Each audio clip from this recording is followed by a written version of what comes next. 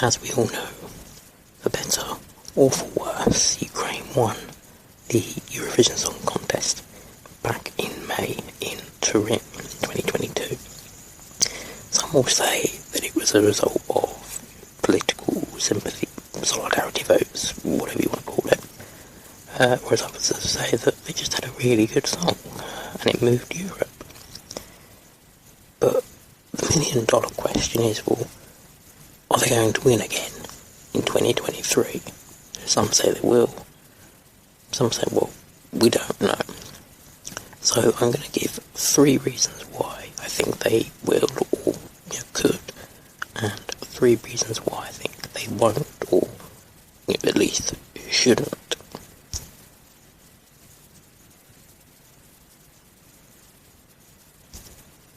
So the first reason why I think that they could win next year is that they usually send pretty good entries.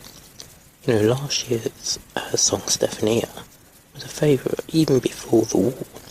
And of course in 2021 they had Go Away with Shum, and that was very popular, came 5th. In years past they've had Jamal, which of course won. They had Verka Zaduka, which did very well, came runner-up, and that's a classic now. And of course in 2004 they had their first win with Roxana. And all the other years, they very rarely get a poor result. And as we all know, they're the only country to have qualified for the final every year they've participated. So, we can only expect a really great song from them in 2023. And I wouldn't be surprised if it has winner potential. The second reason that I think they could win is what I'm going to call solidarity vote. Some will call it sympathy vote, some will call it political, call it what you will, I call it solidarity vote. The war will quite possibly still be ongoing, and people want to show their support for Ukraine. So, they'll see this as an opportunity, as they did indeed back in May, to show their support for Ukraine. And the third reason why I think that they could win is the diaspora vote. And I've not really heard anybody else talk about this, but there's now a huge Ukrainian diaspora all across Europe. The millions of refugees that are in these different countries, and many of them will of course vote for Ukraine. So we talk about the diaspora vote affecting countries like Lithuania and Poland and Albania and things like that, but we're now going to have to think about that about Ukraine as well. How will that affect things going forward?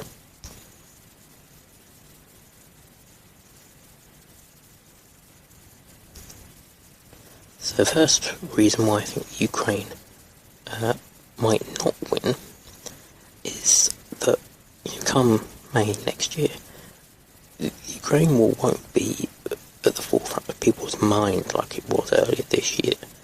Yes, it might be still on people's mind to a certain extent, but there'll be other issues that are kind of taken centre stage in their attention, particularly like the cost of living and the energy crisis. So, people will be less sort of, I want to say keen so much, but less inclined to use their votes in that way. We have seen in certain polls that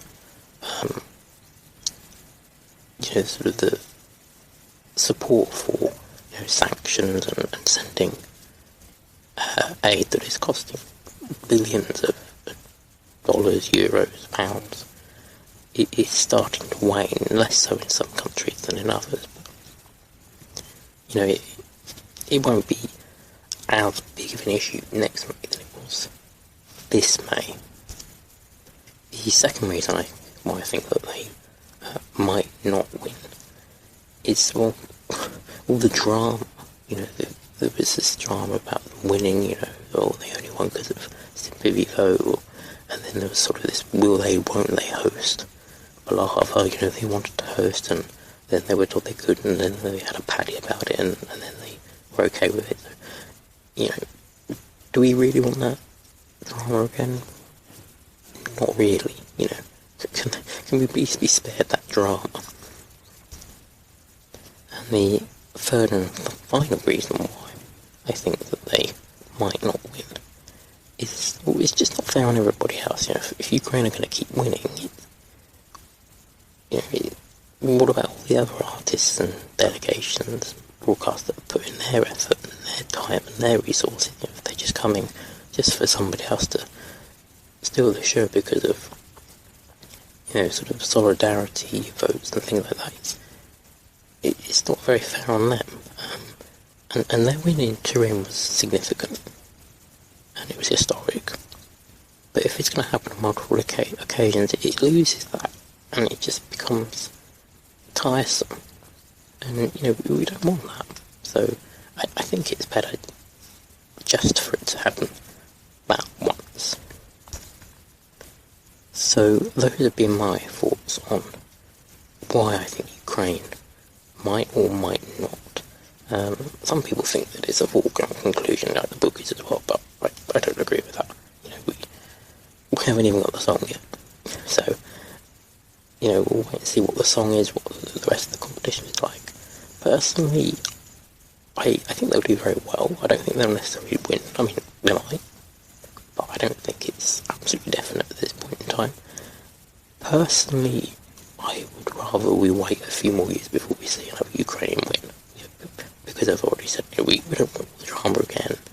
You know, let somebody else win, let somebody else have a chance, and, you know, keep that win that they had back in Turin significant. So yeah, that's been my thoughts on will Ukraine win again in 2023. Pop yours in the comments below.